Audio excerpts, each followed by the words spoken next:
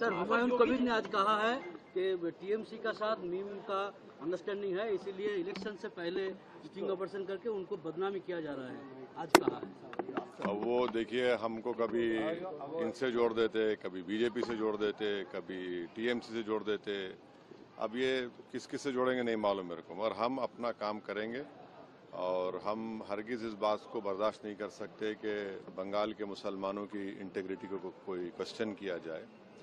और यहाँ पर 50, 55, 60 साल से सेकुलर गवर्नमेंट ही रही है, मगर जो अल्पसंख्यक समाज मुसलमान की जो स्थिति है, जो खुद गवर्नमेंट का डेटा बताता है, वो बहुत ख़राब है, बुरा हाल है। एजुकेशन ले लीजिए, सोशली देख लीजिए, इकोनॉमिकली देख लीजिए।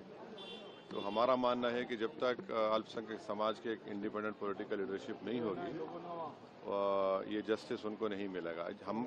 हमारी कोशिश एक ही है कि एक मुस्लिम एजेंसी बने, और मुस्लिम एजेंसी पॉलिटिकल एजेंसी बनेगी तभी तो अच्छा फायदा होगा। तो जॉइंटली कैंपेन का कोई संभावना है जी? जॉइंटली कैंपेन का किससे? हुमायूं कबीर के साथ। हम छोड़ दिए उनको, बोल दिया आपको, ताल्लुक ही नहीं हमारा भी। योगी आदित्यनाथ का एक योगी आदित्यनाथ का एक बयान आया सर, उन्होंने कहा इस भूमि को अराजकता की भूमि ममता बनर्जी ने बना दिया है, जबकि राष्ट्रवाद की भूमि है।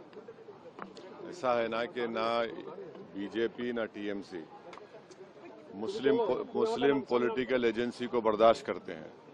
तो हमारी कोशिश ये है कि इंडिपेंडेंट एक मुस्लिम पॉलिटिकल लीडरशिप बने, वही हमारी कोशिश है।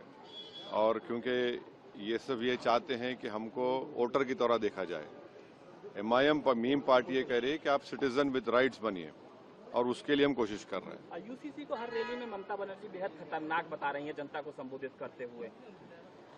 यूसीसी उनको ये बताना चाहिए कि उन्होंने मुसलमानों को बंगाल में इस तरह क्यों रखा, क्यों उनकी लीडरशिप नहीं होने देते हैं, क्यों उनके इस मालदा मुर्शिदाबाद के इलाके में सबसे ज़्यादा पॉवर्टी क्यों है, फिर क्यों उनके इतने साल से 11-12 साल, थर्ड टाइम 15 साल हो गए उनको।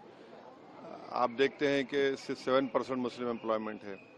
वो ये बताए बंगाल की जनता को कि पिछले साल कोलकाता हाई कोर्ट ने 5 लाख ओबीसी सर्टिफिकेट कैंसिल किया, उसमें 3 लाख तो मुसलमान के थे। क्यों हुआ ये, उसके लिए क्या किया उन्होंने? तो बहुत से मुद्दे हैं। ठीक है बॉस, चलिए, थैंक यू।